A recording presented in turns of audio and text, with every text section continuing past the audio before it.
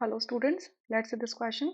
The question says which reagent is best to perform the following transformation? ये transformation हो रहा है। देखिए आप क्या देख रहे हो कि 6 मेंबर रिंग है, ठीक है। एक मिथाइल सब्स्टिट्यूशन दिया है और आपका एक डबल बॉन्ड बना हुआ है मोर सब्स्टिट्यूटेड साइड में। मतलब आप देख रहे हो कि 1, 2 और 3 सब्स्टिट्यूशन है इस डबल बॉन्ड के अराउंड। बट इसका ऐसा ट्रांसफॉर्मेशन करना है कि सेम स्ट्रक्चर रहे बट डबल बॉन्ड कैसा हो जाए, डाई सब्स्टिट्यूटेड हो जाए। देखो मूव हो जाए एक एक कार्बन, ठीक है। तो अब हमें यहाँ से रिएजेंट्स देखने हैं। तो अगर मैंने पहला ऑप्शन लिया, ठीक है, पहला ऑप्शन लेके चल रही हूँ। ये मेरा स्ट्रक्चर है, एक एक करके सारे रिएक्शंस देखेंगे, ठीक है। NaBr ऐड करा रही हूँ, सॉरी HBr ऐड करा रही हूँ। HBr ऐड कराया, सिंपल वे में HBr ऐड होगा तो क्या होगा, मार्कोनिक ऑफ्स रूल फॉलो करेगा जिसमें positive part of the reagent will go to that carbon bearing maximum hydrogen. तो यानी कि यहाँ पर आएगा ब्रोमीन और यहाँ पर आएगा हाइड्रोजन, ठीक है। बाद में आपने इसका NaOH से बेस से रिएक्शन करा दिया तो क्या होना चाहिए, डिहाइड्रोहालोजनेशन होना चाहिए। तो अब ये जो ब्रोमीन है इसके रिस्पेक्ट में बीटा कार्बन आपका ये भी है और बीटा कार्बन आपका ये भी है।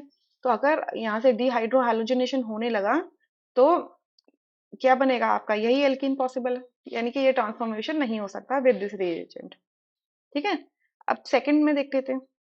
सेकंड में देख लेते हैं कि आपका सेम आपने, मैं स्ट्रक्चर बार बार नहीं बनाया, मैंने सेकंड वाले के सेम ले लिया। रिएजेंट आपने क्या लिया, HBr ही लिया, लेकिन in the presence of peroxide लिया, ROOR पेरोक्साइड है ये, ठीक है। तो ROOR पेरोक्साइड लिया और HNO की कंडीशन ले ली। तो क्या होगा, खराश इफेक्ट देखने के लिए मिलेगा, एंटी मार्कोनी प्रोडक्ट मिलेगा इसमें। यानी कि now positive part of the reagent will go to that carbon bearing no hydrogen या फिर bearing less number of hydrogen. तो यहाँ पर हाइड्रोजन आ जाएगा और ब्रोमीन आपका यहाँ पर आएगा, ठीक है। अब आपने क्या डाला इसके अंदर, बेस डाल दिया, Me3CO K पॉजिटिव, ठीक है। सो ये क्या है आपका Me3CO, ऑब्वियसली इस पे माइनस का साइन आएगा, इस पे K पॉजिटिव का साइन आएगा, ठीक है। तो ये क्या है आपका, टर्शरी ब्यूटॉक्साइड है, बेस है, स्ट्रॉन्ग बेस है, बल्कि बेस है। अब इस यहाँ पर डिहाइड्रोहालोजनेशन होगा तो आप क्या देख रहे हो यहाँ पे, जिस कार्बन से ब्रोमीन लगा इसके रिस्पेक्ट में ये भी बीटा है और ये भी बीटा है। लेकिन अगर मैंने इसको बीटा 1 कह दिया और इसको बीटा 2 कह दिया, सो बीटा 1 क्या स्टेरिकली हिंडर्ड है for this bulky base to abstract the proton, जबकि बीटा 2 कैसा है, फ्री है थोड़ा सा कंपैरेटिवली।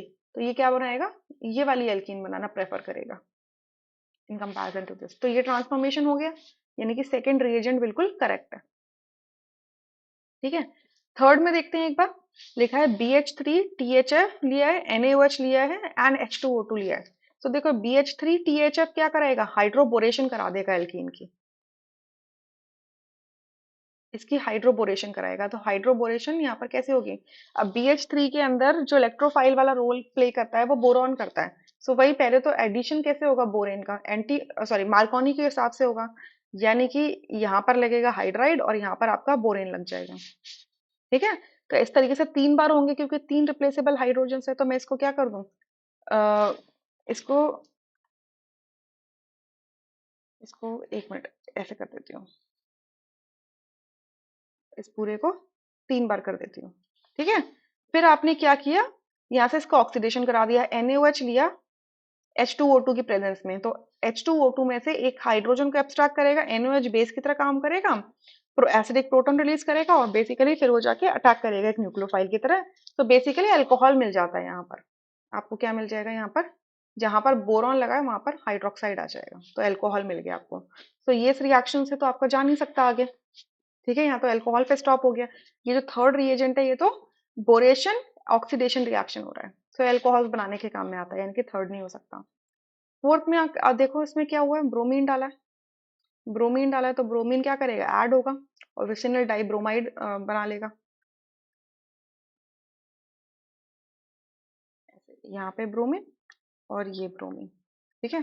फिर बाद में आपने NaOH डाला हुआ है, ये बेस डाला हुआ है। तो बेस यहाँ पर क्या करने का काम करेगा, डिहाइड्रोहालोजनेशन करेगा।